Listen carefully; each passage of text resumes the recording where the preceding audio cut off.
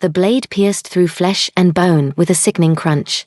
Lee Min's son gasped, his eyes widening as he stared at his brother's face, the face he'd trusted his entire life. Blood bubbled from his lips as he tried to speak, tried to understand why. "Brother," he choked out, one knee buckling beneath him. His sword, the legendary blade of the Seven Guardians, clattered against the frozen ground.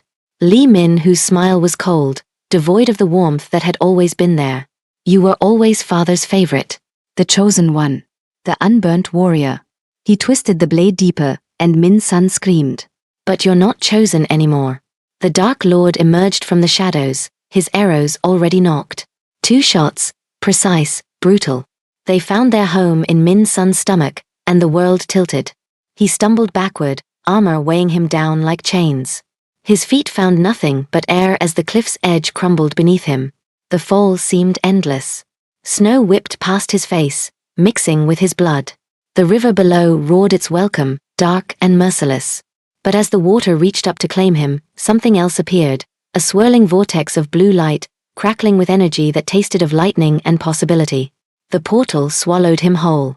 Halfway across the world and an entire dimension away, Alison Macaulay hummed along to Whisket as she locked up Sweet Lagos in Seoul, her little pastry shop that had become a beacon for the Nigerian community in this Korean city.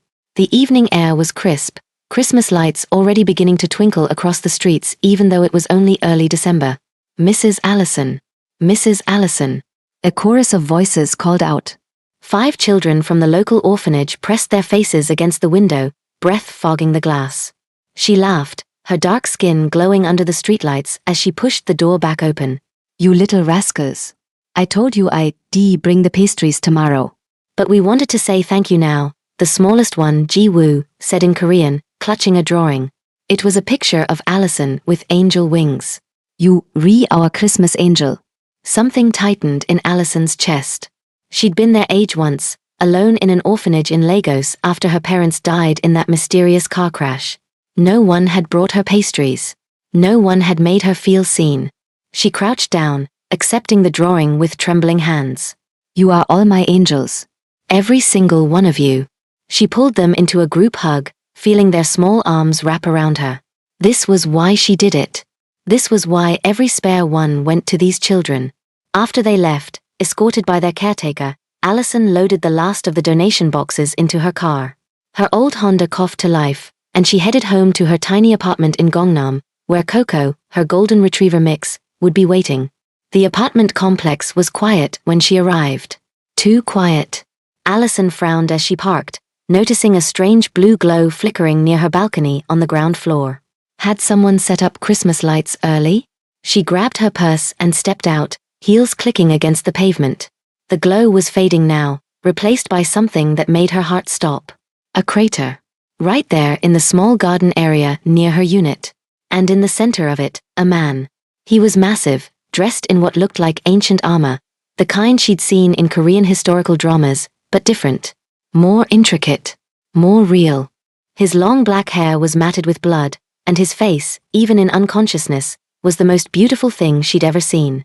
Strong jawline, full lips, skin pale as moonlight. "Sir?" Allison's voice came out strangled. She rushed forward, dropping to her knees beside him. Her fingers found his neck, searching for a pulse. Nothing. No. She pressed harder, trying different spots. His skin was cold. "Sir, can you hear me?" She looked around wildly. The complex seemed deserted. Where was everyone? Her neighbor, Mr. Park, usually smoked on his balcony around this time. "Help!" She screamed it this time. "Someone help me." A door opened 2 units down. Mr. Park emerged, cigarette dangling from his lips. His eyes went wide when he saw the scene. "What in the—" "Help me get him to my car. Please." Allison was already trying to lift the man, but he was impossibly heavy. The armor alone must have weighed a fortune. Mr. Park stubbed out his cigarette and hurried over. Together, they managed to haul the unconscious man into Allison's backseat. She didn't know why she was doing this, why she wasn't calling the police. Something in her gut told her this was different. This mattered. The drive to Seoul National University Hospital was a blur of red lights and prayers. Allison kept checking her rearview mirror, making sure the man was still there, that she hadn't imagined this entire thing. The emergency room exploded into controlled chaos when she burst through the doors, covered in his blood, screaming for help. Doctors and nurses swarmed, their faces shifting from professional calm to shocked confusion as they saw the armor. "What is this, a cosplay convention gone wrong?" One nurse muttered, struggling with the chest plate. "Just help him," Allison shouted. "He's not breathing." They got him on a gurney, cutting away the armor with tools that sparked against the ancient metal. The EKG machine screamed flatline. A doctor called for the defibrillator. Clear. The man's body arched off the table. Nothing. Again. Clear. Allison watched through the window, hands pressed against the glass, as they fought for a stranger's life. She should leave. She didn't know this man. He could be dangerous. But her feet wouldn't move. On the third shock, the monitor beeped. Once. Twice. A rhythm established itself, weak, but there. "We've got him," the doctor said, wiping sweat from his forehead.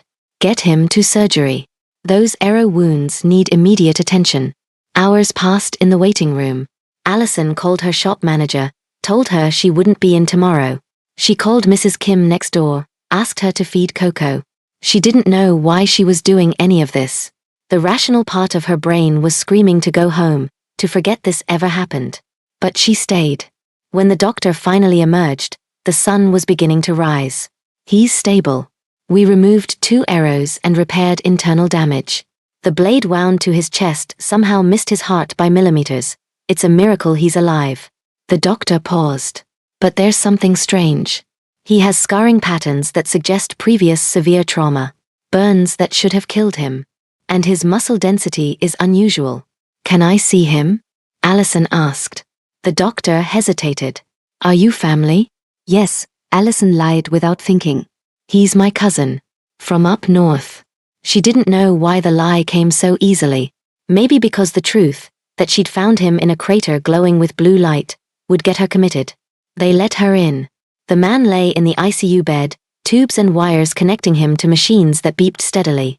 Without the armor, she could see his face properly. He looked young, maybe her age, 26, 27. But his face held an ancient quality, like he'd seen things no one should see. Allison pulled up a chair.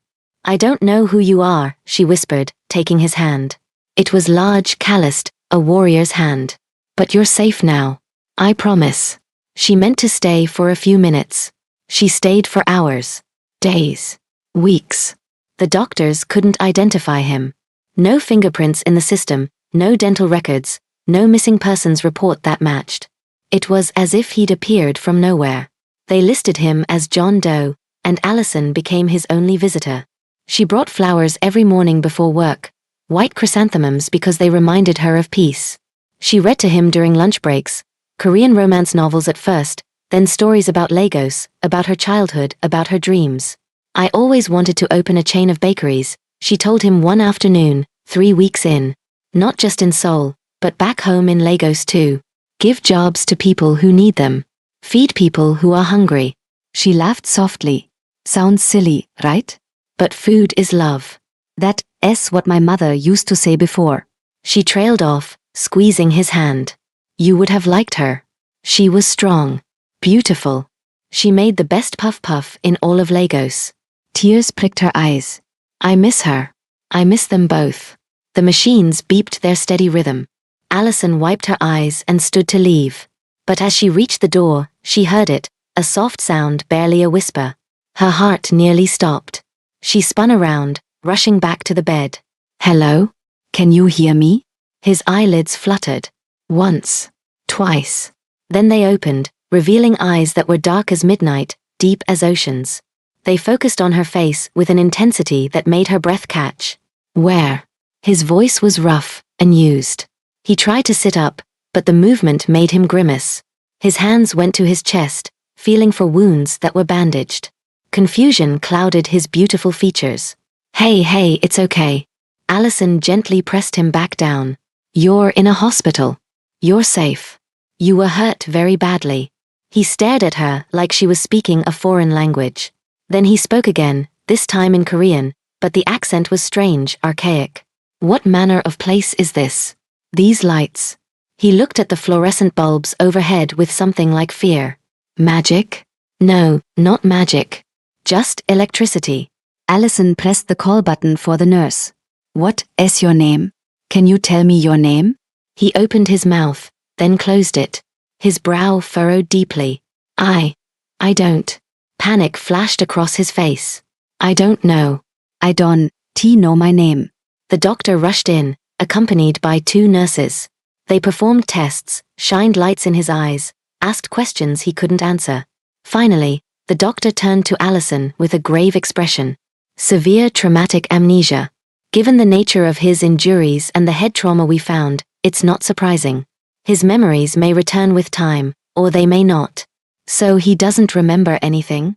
Allison asked, her heart breaking for this stranger who'd literally fallen into her life. Not even his own name, the doctor confirmed. Allison looked at the man in the bed. He was staring at his hands like they belonged to someone else, turning them over and over. When he looked up at her, there was such lost vulnerability in his eyes that she made a decision. It's okay, she said softly, moving back to his bedside. We'll figure it out together. I'm Allison. I am the one who found you. He studied her face intently. Allison, he repeated, testing the name. Then, surprising her, he switched to English. You saved me? Your English is good, she said, switching to her native language with relief. Is it? He looked confused. I don't know why I know this tongue. There's a lot you don't know right now. But that's okay. She squeezed his hand. Until you remember your name, can I call you something? Just temporarily? He nodded slowly. She thought for a moment, remembering the armor, the ancient style of his clothes. How about Min? It means clever in Korean. Something flickered in his eyes. Recognition? Pain? It was gone before she could identify it. Min, he said quietly. Yes. That will do. The hospital kept him for another week. During that time, Allison visited 3 times a day. She watched as the doctors taught him to walk again, his muscles having atrophied from 4 weeks in a coma. But his strength returned with alarming speed. Within 3 days, he was walking unassisted. Within 5, he was doing physical therapy exercises that made the nurses whisper among themselves. I've never seen recovery like this, one doctor told Allison. It is almost superhuman. But it was the small things that fascinated Allison. The way Min flinched at bright lights. How he refused to eat with the metal utensils, saying they felt wrong. The way he held himself with perfect posture, like a soldier always on guard. How he watched everyone who entered his room with suspicious eyes. Everyone except her. With her, he softened. When she read to him, he closed his eyes and listened like her voice was the only thing keeping him tethered to this world. When she brought him pastries from her shop, he ate them slowly, savoring each bite like it was his first meal after starvation. This is extraordinary, he said one evening, crumbs of her famous chin-chin on his lips. You made this? With my own hands, Allison confirmed, pleased by his reaction. You have a gift. He looked at her seriously. Food should not taste like this. Like happiness has a flavor. She laughed, but heat crept up her neck. That's the sweetest thing anyone's ever said about my baking. When the hospital finally discharged him with nowhere to go and no identity, Allison did something crazy. She took him home. This is insane, her friend Jennifer said over the phone as Allison drove Min to her apartment. You don't know this man. He could be dangerous. He's not dangerous, Allison insisted, glancing at Min in the passenger seat. He was staring out the window at Seoul's skyline with wonder and something like fear. He's lost. Girl, you always do this. You collect strays. Remember that 3-legged cat? The injured pigeon? Now you bringing home a whole man? A fine man, I'll give you that. But still, what if he's a criminal? What if? He's not a criminal. He needs help. And I can help him. Min didn't complain when she set him up on her couch with blankets and pillows. He sat on the edge of it like he'd never seen furniture before, running his hands over the fabric. What is this material? He asked. So soft. It's just cotton, Allison said, amused. She showed him how to work the TV remote, but the moving pictures made him stand up abruptly, backing away. This is witchcraft, he muttered. Technology, she corrected gently. It is all technology, Minuten, not magic. He didn't look convinced. The days that followed fell into a beautiful routine. Allison would wake early, make breakfast for both of them, usually a mix of Korean and Nigerian food that Min devoured with enthusiasm. She'd go to work at the shop, and Min would stay in the apartment, slowly exploring her small world. She taught him how to use the coffee maker, though he insisted on calling coffee Fleming tea no matter how many times she corrected him. "Why do you heat the water with trapped lightning?" he asked one morning, staring at the electric kettle with deep suspicion. "It's not lightning. It's electricity." "Lightning," he insisted stubbornly. She laughed, and the sound made him smile. A real smile that transformed his serious face into something breathtaking. She taught him how to navigate her smartphone, though he held it like it might explode. The first time it rang, he threw it across the room. The first time he saw his own face on the front camera, he stared for 10 minutes straight, touching his features like he was meeting himself for the first time. "I look ordinary," he said, disappointed. "You look handsome," Allison corrected, then blushed furiously when he turned that intense gaze on her. Do I? She busied herself with dishes. "Very. You are beautiful," he said simply. Your skin is like the earth after rain. Rich and dark and alive. Her hands stilled in the soapy water. No one had ever described her like that. Minuten. "Is it wrong to say?" he asked, concerned. The words feel true. "It's not wrong," she managed. "It's very right." The tension between them grew with each passing day. It was there when he helped her bake, his large hands gentle as she taught him to knead dough. It was there when they sat on the couch watching Korean dramas, their bodies slowly migrating closer until they were pressed against each other. It was there when she caught him watching her with an expression she couldn't quite name, hunger mixed with something deeper, more profound. 2 weeks after he'd come home with her, Allison decided it was time to reintroduce him to the world. "We're going out," she announced one Saturday morning. Min looked alarmed. "Out? Where?" "The mall. You need clothes that actually fit." Everything he wore was borrowed from Mr. Park, and the man was significantly smaller than Min. "And you need to see that the modern world isn't that scary." The mall was overwhelming at first. Min stopped at the entrance, his breathing quickening as he took in the crowds, the noise, the sheer sensory overload. His hand found hers instinctively. "Hey, look at me." She waited until his eyes focused on hers. "I've got you. We'll go slow." They rode the escalator, and Min's grip on her hand tightened. The stairs move. "Why do the stairs move?" "To make life easier." "Life should not be easy," he muttered. "Easy makes you weak." But despite his protests, she coaxed him through store after store. Watching him try on modern clothes was an experience. He emerged from the dressing room in a simple black turtleneck and dark jeans, and Allison forgot how to breathe. He looked devastating. The turtleneck hugged his muscular frame perfectly, and the jeans made his long legs look endless. Several women walking by stopped to stare, whispering to each other. "Why are they looking?" Min asked, oblivious to the attention. "Because you're beautiful," Allison said before she could stop herself. His head tilted. You think I am beautiful? "I think you're going to cause accidents if we're not careful." They bought 5 outfits, and Min insisted on carrying all the bags even though Allison protested. "I'm not weak," he said firmly. "Let me be useful."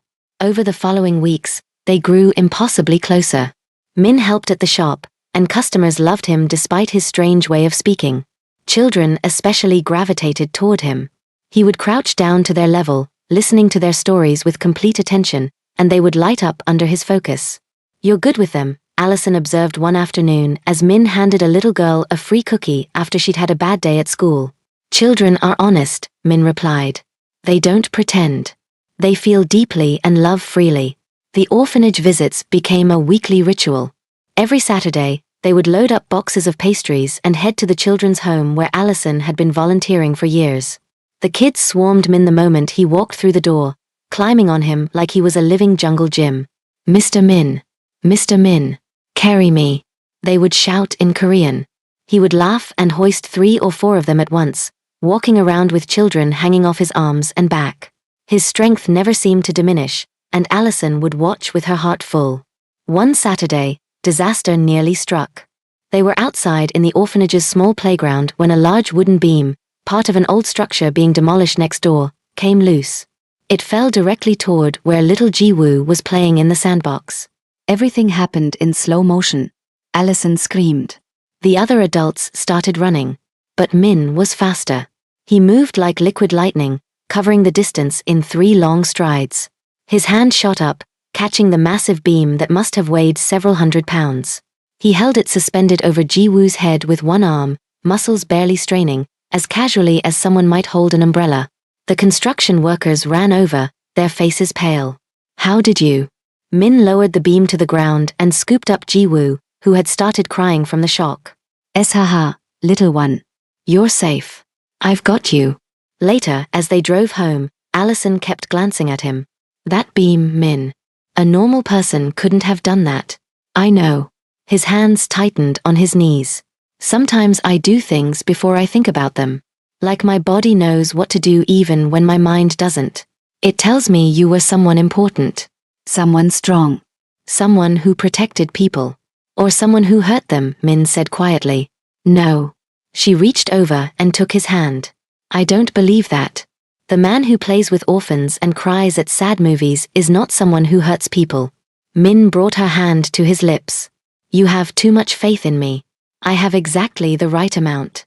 As December deepened and Christmas approached, Seoul transformed into a winter wonderland. Allison took Min to see the lights at Cheonggyecheon Stream, where thousands of LED displays created a glowing paradise. He stood transfixed, watching the lights reflect off the water. It's beautiful, he breathed. Like stars have fallen to earth. They walked hand in hand, stopping at vendor stalls to try hotteok and bungeopang. Min loved the sweet treats, savoring each bite with such pleasure that Allison found herself watching him more than the lights. What? He asked, catching her staring. Nothing. Just thinking about how lucky I am. He stopped walking, pulling her close. Around them, couples passed by, families laughed, children ran with light sticks. But in that moment, it was just the two of them. I'm the lucky one, Min said.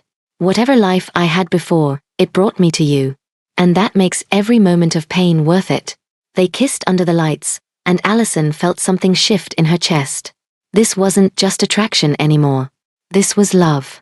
She was in love with this mysterious man who had fallen from the sky into her life. That night, they made love for the first time. It was tender and desperate and perfect. Min touched her with reverence, like she was something sacred. When he whispered her name in the darkness, it sounded like a prayer. When they finally came together, bodies and hearts aligned, Allison knew she would never be the same. Afterward, as they lay tangled together, Min's hand rested on her stomach. I had a dream last night, he said quietly. I was in a grand palace made of stone and wood. Snow was falling. And a man who looked like me but older was telling me about duty and honor and sacrifice. Do you think it was a memory? Allison asked. I don't know. Maybe. He was quiet for a moment. Sometimes I wonder if I should try harder to remember. What if I have a family somewhere? What if remembering means losing this? Then don't remember, Allison said fiercely. Stay here. Stay with me. Is that selfish of us? I don't care if it is. December 23rd arrived with fresh snow. Allison woke feeling slightly nauseous, which she attributed to the rich food they'd eaten at the Christmas party at her shop the night before. But when the nausea persisted, her neighbor Mrs. Kim gave her a knowing look. Dear, when was your last cycle? The older woman asked gently. Allison froze. She counted back in her head. 6 weeks. Almost 7. Her hand went to her stomach instinctively. Oh my God, she whispered. Mrs. Kim patted her hand. Go buy a test. And Allison? That man of yours will be thrilled. I see how he looks at the children. The pregnancy test sat on her bathroom counter for 3 minutes that felt like 3 hours. Min was out getting groceries, giving her time alone. When she finally looked at the result, tears sprang to her eyes. Positive.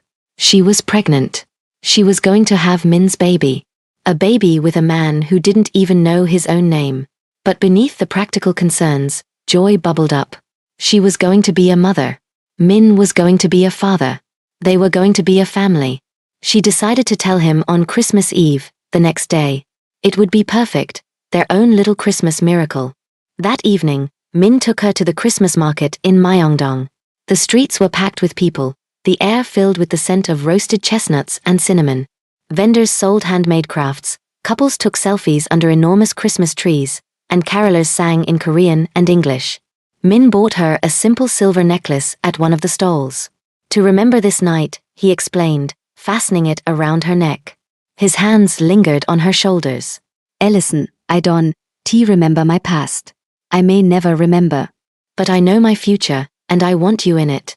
Min, I have something to tell you, Allison interrupted, unable to wait another second. I was going to wait until tomorrow, but I can't. I am. She never got to finish.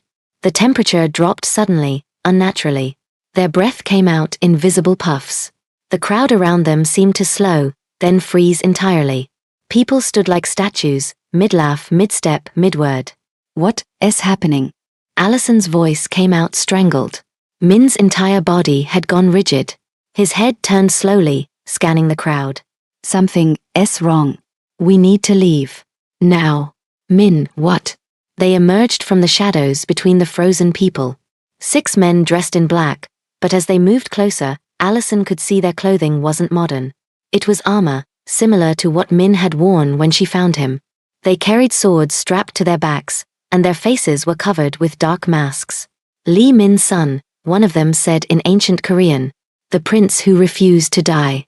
Min pushed Allison behind him, his body shifting into a fighting stance that looked as natural as breathing. Who are you? What do you want? We serve the true king, another said. Your brother sends his regards. Brother. The word hit Allison like a physical blow. Min had a brother. He had a name, Lee Min's son. He was a prince. I don't know what you're talking about, Min said, but his voice was uncertain. Don't you? The first man pulled out his sword. Your brother has been very patient, waiting for you to remember. But his advisors have seen the future. They've seen the heir you'll create, the one who will destroy everything he's built. Heir. Allison's hand went to her stomach instinctively. The men's eyes tracked the movement. There, one hissed. The woman carries it. No. Min roared.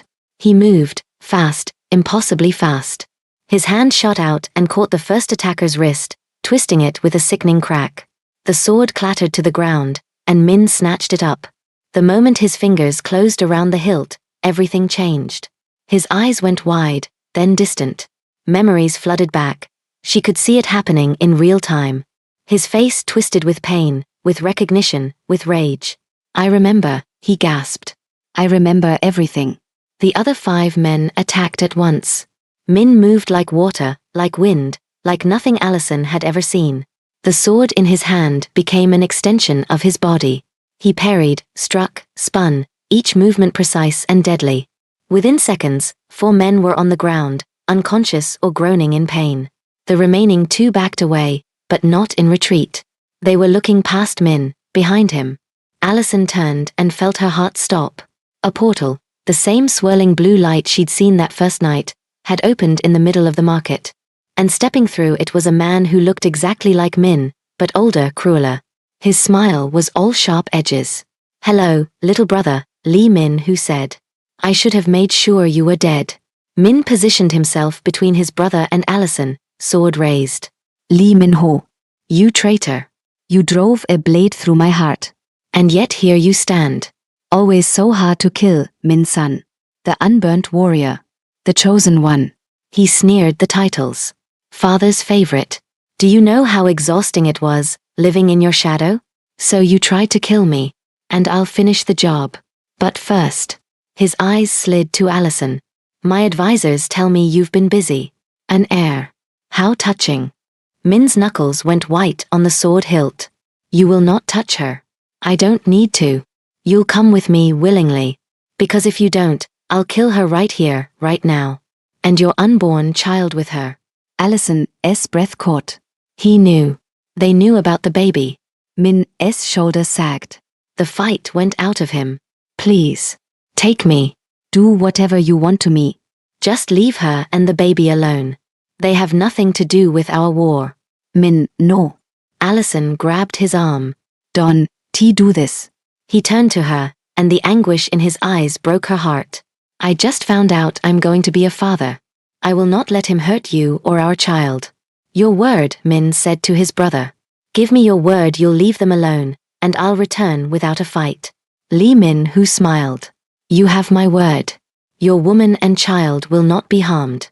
No. Allison was crying now, clutching at him. Min, please. Don, T leave me. Don, T leave us. He cupped her face in his hands, memorizing every detail. I love you. I should have said it before, but I'm saying it now. I love you more than I knew it was possible to love anyone. He kissed her desperately. Remember that. No matter what happens, remember that I love you. I love you too, she sobbed. Please Don, T go. But he was already pulling away. He dropped the sword and walked toward his brother, hands raised. Lee Min, whose men grabbed him, chaining his wrists with shackles that glowed with an eerie blue light. They dragged Min toward the portal. Allison tried to run after them, but one of the men grabbed her arm. Min roared, struggling against his chains, but they held firm. Let her go. He shouted. You have me. Lee Min, who nodded, and the man released Allison. She fell to her knees as they pulled Min through the portal. The last thing she saw was his face, twisted with anguish, mouthing I'm sorry. Then the portal closed. The market unfroze. People continued their conversations, completely unaware that anything had happened. Allison knelt on the cold ground, tears streaming down her face, one hand pressed to her stomach where Min's child was growing. He was gone. She stayed there until someone called the police, concerned about the young woman crying in the middle of the market. They took her to the station, asked questions she couldn't answer. Eventually, they let her go. Mrs. Kim picked her up, drove her home, helped her into bed. Allison curled into a ball, clutching Min's pillow, breathing in his scent. He's gone, she whispered to the empty apartment. To Coco, who whined and pressed against her legs. To the baby growing inside her. He's gone. She didn't know that at that very moment, in a cold stone cell in ancient Korea, Min was being chained to a wall. She didn't know that his brother was smiling as he delivered the news that would shatter Min's world. I lied, little brother, Lee Min-ho Said. Did you really think I'd keep my word? My men are returning for her tonight. Min threw himself against the chains, roaring his fury. I'll kill you. You'll do nothing. You powerless here. That night, as Allison finally fell into exhausted sleep, shadows gathered outside her apartment. The portal opened silently in her living room. Armed men stepped through. Allison woke to hands grabbing her, a cloth pressed over her mouth. She fought, but there were too many. The last thing she saw before darkness claimed her was Coco barking frantically. When she woke, everything was wrong. She was in a cell made of stone. Torches flickered on walls. This was ancient Korea. Allison. Her head snapped up. Across a narrow corridor, in another cell, Min was pressed against his own bars, chains around his wrists. His face was bruised, evidence of a beating. Min. She crawled to her own bars, reaching through them toward him. Their fingertips were inches apart, unable to touch. Where are we? She asked. Ancient Korea. My world. His voice cracked. He lied. I'm so sorry. The baby is fine. He won't hurt you while you carry my child. That's the only reason you still alive. They stayed like that, reaching for each other across the impossible distance, until footsteps echoed in the corridor. Lee Min, who appeared, flanked by guards. How touching, he said, crouching down to Allison's level. Your child will be born here, girl. And when it is, I'll decide whether it lives or dies. You a monster, Allison spat. I'm a king, he corrected. And kings do what they must to protect their throne. He stood and walked toward Min's cell. You cost me everything when you were born. Father love. The people respect. My rightful place. Now you watch as I take everything from you. Min's eyes burned with fury. If you touch her, if you touch our child, I will end you. Brother or not, I will tear you apart with my bare hands. Bold words from a man in chains. Lee Min-ho Lauket. But you always were the dramatic one. He turned to leave, then paused. Oh, and Min's son? Your little peasant girlfriend is quite beautiful. Perhaps when the child is born, I'll keep her as a... Don't. Min's voice was deadly quiet. Don't finish that sentence if you value your life. Lee Min, whose smile widened. There is the warrior I remember. Sleep well, brother. Tomorrow, your real torture begins. After he left, silence fell over the dungeon. Allison pressed her face against the bars, trying to get as close to Min as possible. Their hands stretched toward each other, fingertips almost touching but not quite. I am scared, Allison whispered. So am I, Min admitted. But listen to me, Allison. Listen carefully. We are going to survive this. Both of us. And our child. His voice grew stronger, more determined. I am Li Min's son, prince of this kingdom, wielder of the Blade of Seven, the unburnt warrior. And you are Allison Macaulay, the woman who brought me back from death itself. Together, we are stronger than any tyrant. How? Allison asked, tears streaming down her face. We're locked in cells. You're chained. He has an army. I know, Min said. But there's something my brother doesn't know. Something even I didn't fully understand until this moment. As he spoke, his eyes began to glow, a faint golden light that seemed to come from within. Allison gasped. What is happening to you? The prophecy, Min said, his voice filled with wonder. My father told me once that the chosen one would know his true power only when he had something worth fighting for. Someone worth dying for. His eyes met hers, blazing with golden fire. That is you, Allison. You and our child. The chains around his wrists began to heat, glowing red, then white. The magic that had bound them started to crack and splinter. Min. Allison's hand went to her stomach, and as it did, she felt warmth spreading through her body. A golden glow began emanating from her abdomen, growing brighter with each second. The air, Min breathed, staring at her in awe. Our child carries the bloodline. The power recognizes itself. Across the corridor, their glows reached toward each other like living things, golden tendrils of light that bridged the gap between their cells.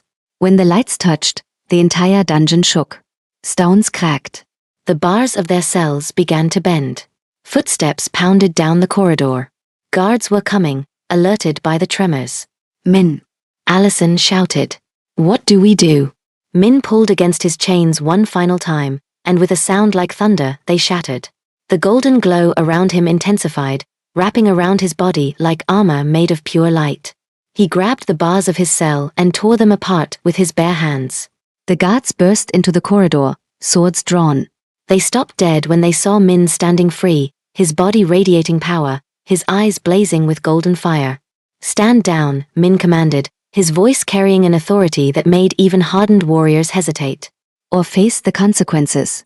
They charged anyway. They had no choice. Their king had ordered them to guard these prisoners with their lives. What happened next was like watching a god of war in action. Min moved through them like a hurricane, not killing but disabling. Precise strikes that left men unconscious but alive. He was across the corridor in seconds, tearing apart Allison's cell bars as easily as he'd torn his own. Come, he said, extending his hand to her. We're leaving. Allison took his hand, and the moment their skin touched, the power surged between them. She could feel it, the strength, the certainty, the absolute conviction that they would survive this. Can you run? Min asked, his eyes scanning her face with concern. For our baby? I can do anything. They ran. Through stone corridors lit by torches, past more guards who tried and failed to stop them. Min fought with controlled fury, never killing, always protecting Allison with his body. The golden glow stayed with them, a shield against swords and arrows. They burst out into a courtyard covered in snow. The night sky above was filled with stars, and in the distance, Allison could see the outline of ancient Seoul, so different from the modern city she knew. There. Min pointed to a stable. We need horses. But before they could reach it, Li Min who appeared, flanked by 24 armed men. His face was twisted with rage. You break free from my chains? You dare defy me in my own palace? Your palace? Min laughed bitterly. This was our father's palace. You stole it with treachery and murder. You have no right to any of this. I have the right of power. Li Min who drew his sword. And I will end you once and for all. No, came a voice from the shadows. An old man emerged, dressed in robes that marked him as a court advisor. You will not. Advisor Kim? Li Min Ho spun around. What is the meaning of this? The meaning, false king, is that prophecy cannot be denied. The old man's eyes were kind as they settled on Min and Allison. The portal opens once per century on Christmas Eve. The true heir was meant to find his match in another world. And their child. He bowed deeply. Their child will bridge two worlds and bring peace to both. Lies. Lee Min-ho screamed. Kill them. Kill them all. But none of his men moved. They were staring at Min and Allison, at the golden glow that surrounded them, at the obvious power radiating from the couple. We followed you out of fear, one soldier said, dropping his sword. But we will not kill the true prince and his heir. One by one, the soldiers knelt. Then the servants. Then members of the court who had emerged to see the commotion. They all knelt before Min and Allison. Lee Min, who stood alone, his face purple with fury. Traitors. All of you. No, brother, Min said quietly. They're finally seeing the truth. You can rule through fear, but you can never rule through love. And that's what makes a true king. He turned to Allison, cupping her face gently. I know what I have to do now. I have to stay. I have to reclaim my throne, restore peace to this kingdom.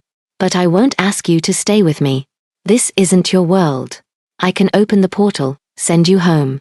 No, Allison said firmly. Where you go, I go. Where you stay, I stay. This baby is half yours, half mine. Half this world, half my world. We're a family, Min. And families stay together. Min's eyes filled with tears. Are you sure? You give up everything you know? For you? For us? Yes. She smiled through her own tears. Besides, somebody needs to teach these people how to make proper chin-chin. And I hear this kingdom could use a good baker. Min laughed, the sound filled with joy and relief and love. He pulled her close, kissing her deeply while the court watched and the snow fell gently around them. When they finally pulled apart, Min turned to address his people. My brother will be given a choice, exile or trial. But there will be no executions. We've had enough death in this kingdom.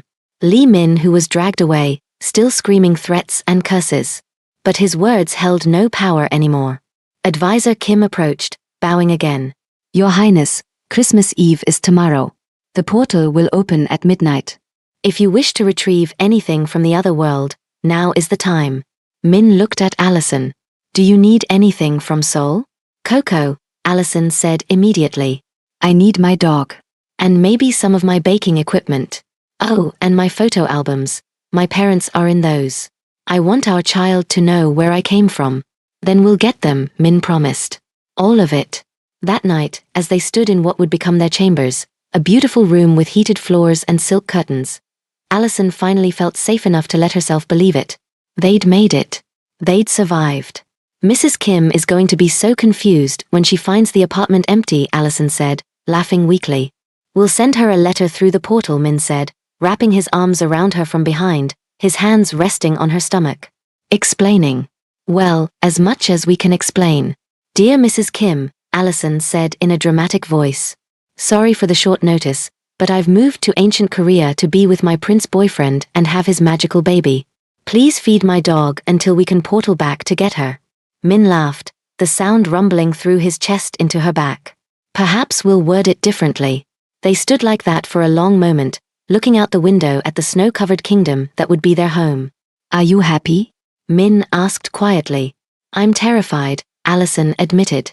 I'm in a world I don't understand, about to have a baby with magical powers, living in a palace when I'm used to a studio apartment. But yes, I'm happy. Because I am with you. I love you, Allison Macaulay. My Christmas miracle. My everything. I love you too, Lee Min-sun. My warrior. My king. My home. They kissed as snow continued to fall outside, as their child grew inside Allison, as their future stretched out before them, uncertain but bright, challenging but beautiful, impossible but real. The portal had opened once per century. But it had opened at exactly the right moment to bring two lost souls together. To create a love that spanned dimensions. To forge a family that would change two worlds forever. And as they held each other in the warmth of their new home, both knew that this was only the beginning of their story. If you loved this story of Allison and Min's incredible journey from modern Seoul to ancient Korea, make sure to like this video, subscribe to our channel for part 2 where we'll see how Allison adjusts to palace life, what happens when their magical baby is born, and whether Lee Min will ever stop causing trouble. Comment below telling us what you think their baby's powers will be, and don't forget to hit that notification bell so you never miss the next chapter of this epic Afro-Korean romance. Until next time, keep believing in love that transcends time and space.